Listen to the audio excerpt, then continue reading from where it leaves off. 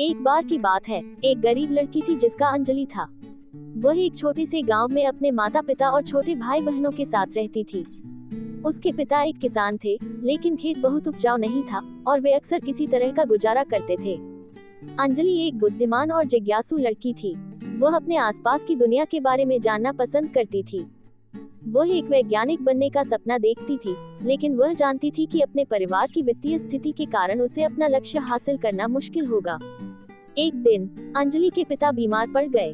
वह काम करने में असमर्थ थे और परिवार की आय और भी कम हो गई। अंजलि को अपने परिवार की मदद करने के लिए स्कूल छोड़ना पड़ा।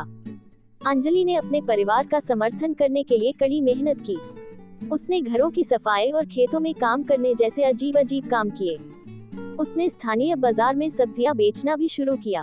अपनी व्यस्त दिनचर्या के बावजूद अंजलि ने वैज्ञानिक बनने के अपने सपने को कभी नहीं छोड़ा। वह देर रात तक पढ़ाई करती थी और स्थानीय पुस्तकालय से किताबें उधार लेती थी।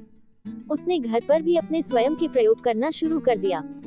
कई सालों की कड़ी मेहनत और दृढ़ संकल्प के बाद अंजलि ने आखिरकार अपने सपने को हासिल कर लिया। वह विश्वविद्यालय में दाखिला लिया और वैज्ञानिक बन गईं।